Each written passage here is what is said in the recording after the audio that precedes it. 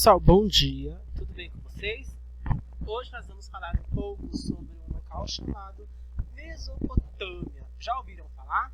Bom, influências na arte, tá?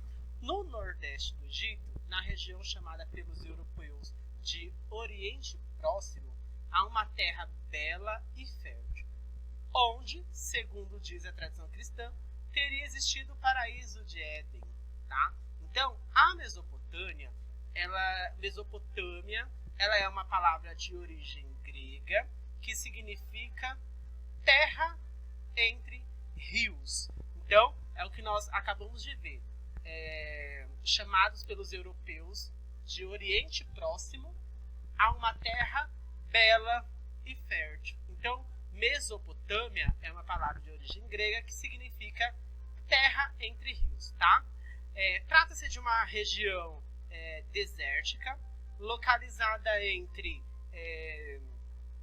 os rios Tigre e Eufrates, tá? Como está aí na postura de vocês, ó.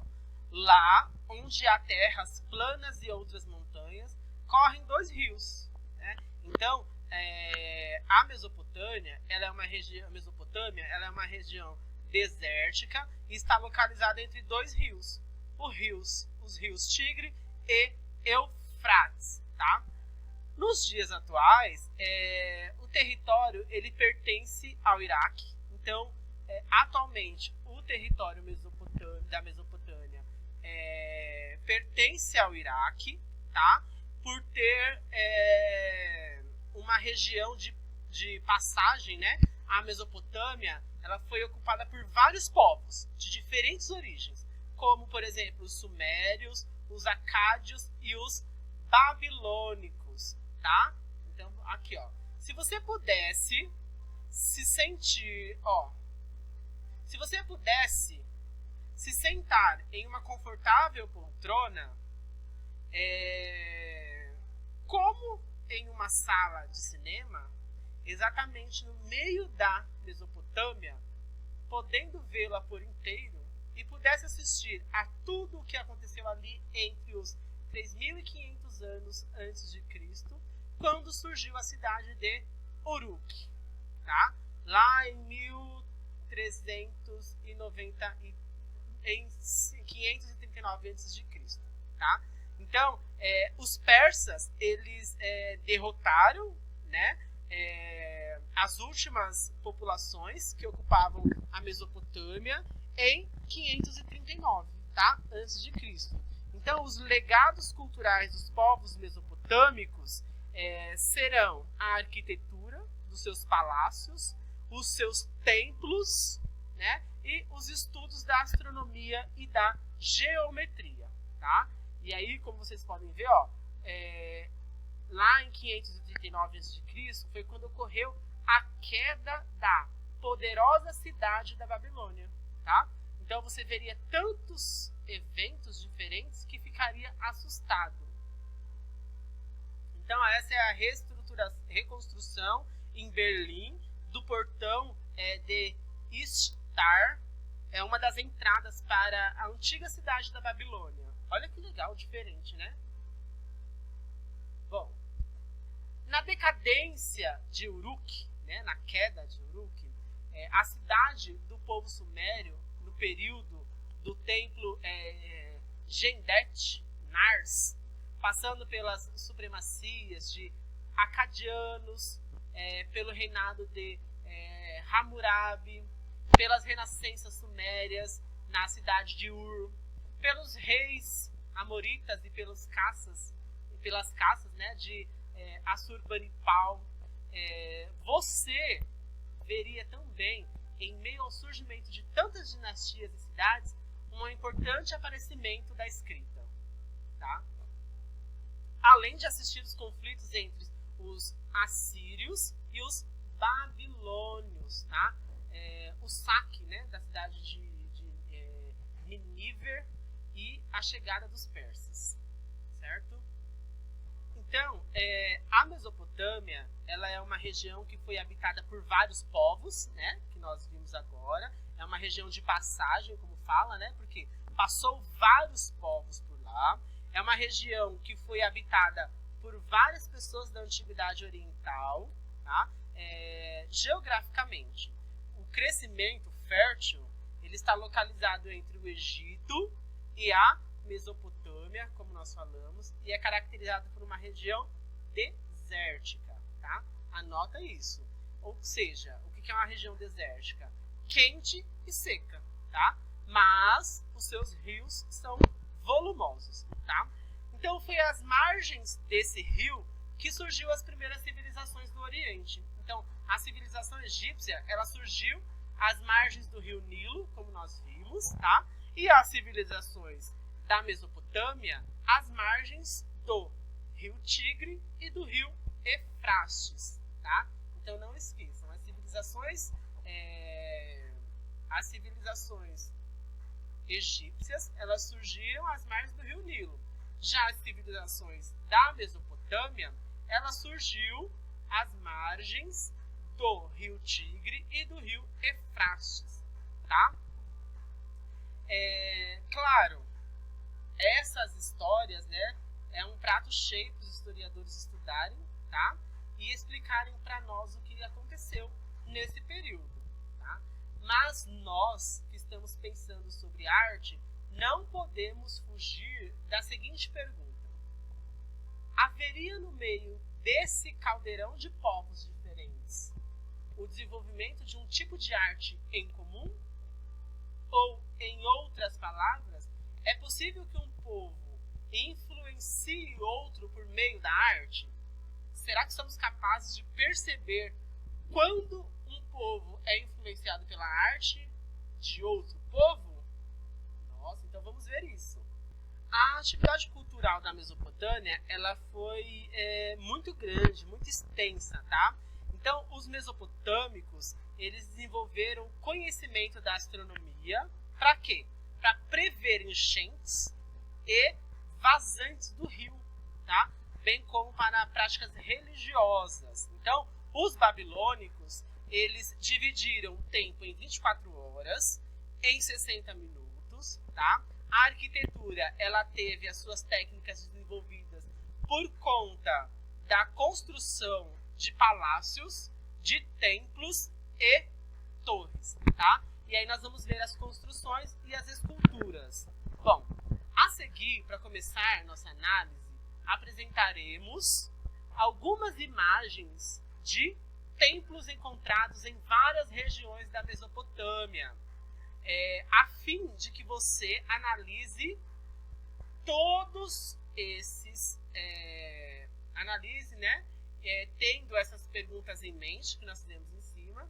Esses templos são chamados de zigurats, tá? E aí você vai observar esses templos com atenção. Então, vamos lá. Ó, o zigurat da cidade de Uruk, período sumérico de 4.000 anos antes de Cristo. Essa aqui.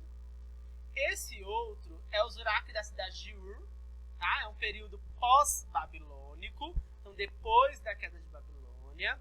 É um período pós-acadiano ou neo-sumério, de 2.100 anos antes de Cristo, tá? Então, vejam as diferenças, né, desses templos, desses monumentos, tá? São templos chamados de zigurat. Aqui, essa imagem, quando a gente vê essa imagem, é provável que a nossa memória se remeta às pirâmides do Egito, né? Que é um pouco parecida com as pirâmides do Egito. Embora estejamos nos referindo às construções menores. Então, as pirâmides do Egito eram muito maiores do que esses templos, do que zigurat, tá? Então, da mesma forma que da arquitetura egípcia, esses monumentos eles foram construídos a partir de uma intensa motivação religiosa, tá? Porque, ao contrário das pirâmides, eles não dispunham de compartimentos internos não tinha os compartimentos internos, tá? Então, na base havia um templo baixo, destinado provavelmente às festas religiosas. Olha, ver a outra aqui, ó, essa outra imagem, denominadas de zigurates.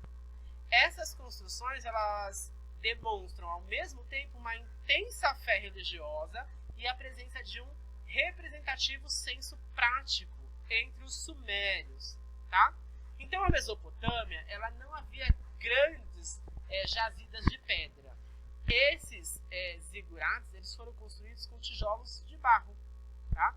Que eram mais frágeis, não resistiram por muito tempo e partes de suas estruturas originais já não existem mais, tá? Ainda assim, entre esses 3 templos apresentados em cima, nós podemos notar algumas semelhanças. Então, por exemplo, são regulares, baseados nas estruturas de forma quadrada ou retangular, né? E sempre apontando para o céu, como um eloquente testemunho de grandeza e de inspiração, né? Que predominava o caráter dessas obras. Nós vimos também várias escadas, né? Bastante escadas. Nesse zigurate de Ur, até mesmo algumas salas, né? Nós sabemos que eram estruturas para ser utilizadas regularmente e não eram túmulos, né? Como as pirâmides do Egito. Então, as pirâmides do Egito eram túmulos, enquanto esses zigurates eram salas para serem usadas regularmente pelas pessoas, tá? O impressionante desses templos, eles são apresentados, né? E que cada um foi construído por um povo diferente. Então, desses templos que vocês viram, cada um deles foi construído por um povo diferente, tá? Lembra que eu falei que era uma cidade onde passavam muitos povos? Então, vários povos passaram por lá, vários povos deixaram, né, um pouco da sua cultura, tá? Então, se você reparar nas datas das construções, essas legendas, nas legendas das imagens, por exemplo, os sumérios, os acadianos, os babilônios, eles construíram seus próprios zigurates, tá? Então, cada um construiu o seu. E, mesmo assim, nós vemos diversas semelhanças entre eles. Embora sejam os povos diferentes, mas com bastante semelhança, tá? Bom, nessa próxima imagem, nós vamos localizar, por exemplo, a semelhança, nós vamos observar esculturas e ornamentos de decoração que eram encontrados na Mesopotâmia Antiga, tá? Então, você vai reparar com atenção no que está sendo representado e nos seus detalhes. Olha que bonita essa imagem. Presta atenção nos detalhes dessa imagem. É a reconstrução da entrada do Palácio de Sargão II, em 720 a.C. Tá? Então, repara, ó, essa é a entrada do palácio. Muito bonito, né? Olha, essas duas outras é a decoração do templo babilônico, então é uma decoração que tinha no templo. Essa outra é o altar formado por 3 cabras de Larsa, tá? É uma importante cidade suméria de 1700 a.C., tá? Essa daqui, certo? Essa outra é uma reprodução de selo cilíndrico, tá? Elamita do 3º milênio antes de Cristo, tá? Bom, essa é uma reprodução do selo cilíndrico elamita, tá? Que vocês estão vendo, do 3º milênio, né? Então, dá uma olhadinha para vocês verem como que ele é. Ó. Então, você consegue perceber que são alguns animais, né? Bom, essas esculturas e a reprodução em baixo relevo, elas representam animais, né? Como eu acabei de falar.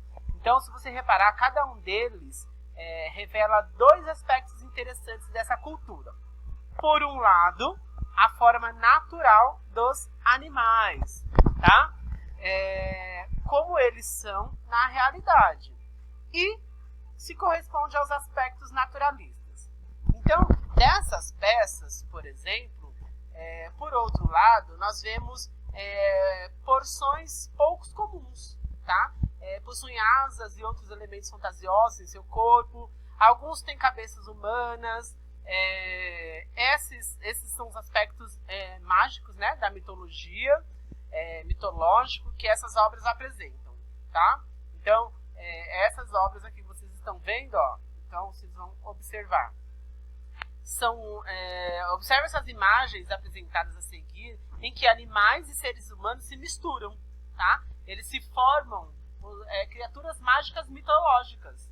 Essas esculturas, elas fazem parte, né, de peças trabalhadas em baixo relevo, e elas foram criadas em diferentes períodos e por diferentes povos também lá da Mesopotâmia, tá? Esse é uma alça de vaso, tá? É uma alça de um vaso persa de 500 anos antes de Cristo, tá? Aqui nós conseguimos ver que é um artefato em marfim representando o deus egípcio Horus, tá? Do século 8 antes de Cristo na Assíria. Esse daqui é um artefato de marfim estilo assírio representando um alado, século 8 a.C. na Síria também. Esse é uma esfinge egípsia, tá? Essa aqui, pela arte mesopotâmica, certo? Na página 121. Na página 122, nós vamos ver alguns baixos relevos, tá? De Samal. É uma cidade sírio-hitita. Está no Museu de Pergamon, na Alemanha, tá? Então vocês podem reparar, baixo relevo, tá? Também são imagens. Então cada artista ele produz em suas obras, né?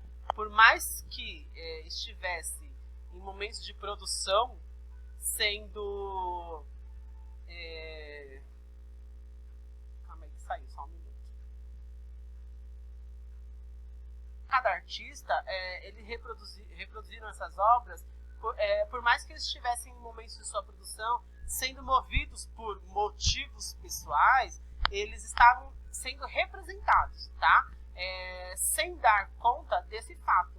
Então, uma parte importante da história, hoje, essas peças de arte, elas são comuns, tá? Elas são documentos fundamentais, são bem valiosos. Para quê? Para o resgate da identidade e do trajeto percorrido por esses povos, que formaram o quê? A história da qual todos nós fazemos parte. Então, isso você consegue ver bem, que é a representação, né? É a representação de uma história, a representação de um tempo, tá? Então, no aprimorando, agora vamos então investigar uma técnica de baixo relevo para a configuração de uma criatura. Separe o material solicitado mais adiante e concentre-se para buscar inspirações nessas imagens. O objetivo é que você projete o desenho de uma criatura para depois representá-la na técnica de baixo relevo, tá? Então vamos lá. Na verdade, vocês utilizariam argila, tá? Então você vai finalizar o seu trabalho, vai escrever um texto curto ou um poema justificando ou relacionando a forma de sua criatura com a ideia que se fizessem presentes no momento da sua produção, tá? Então, aqui tem os materiais que vocês vão utilizar. Então, na 2, faça um desenho usando folhas de rascunho, tá? Na vertical e na horizontal. Antes de trabalhar com argila, é importante precaver de alguns procedimentos. Então, amasse bem o conteúdo que você vai usar, procurando retirar as possíveis bolhas de ar, tá? Que podem produzir rachaduras após a secagem.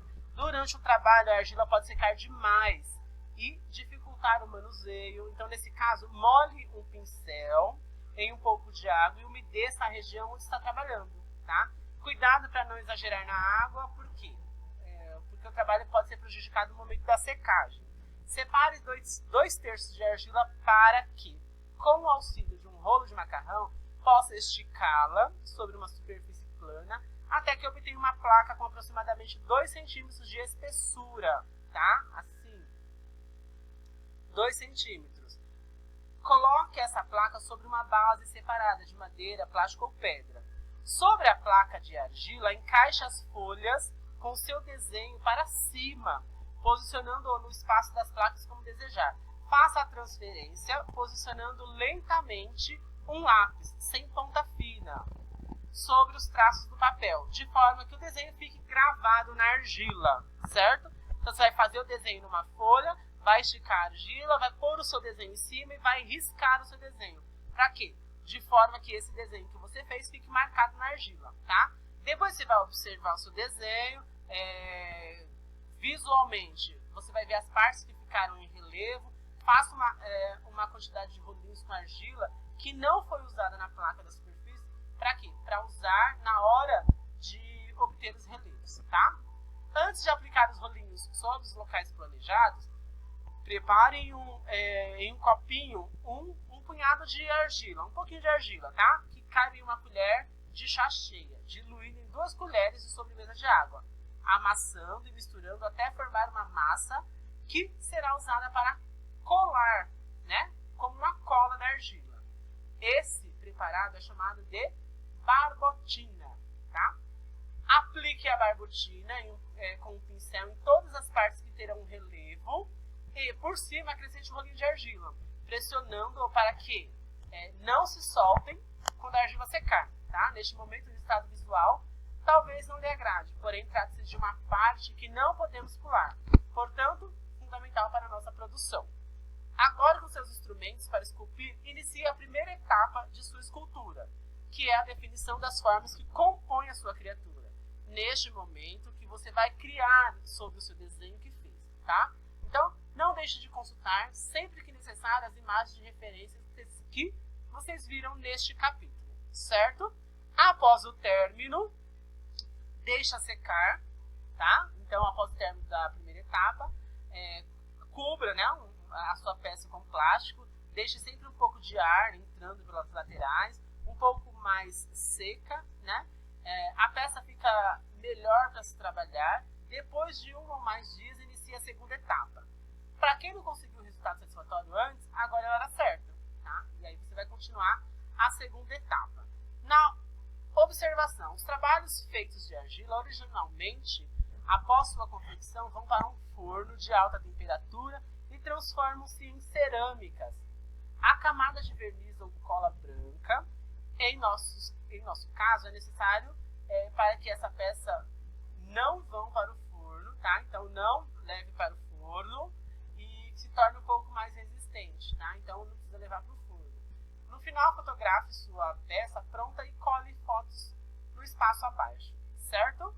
Então, muito obrigado pela atenção de vocês. Até a próxima aula. Qualquer dúvida, estarei à disposição. Na próxima aula, nós vamos falar sobre heranças e tradições. Tchau!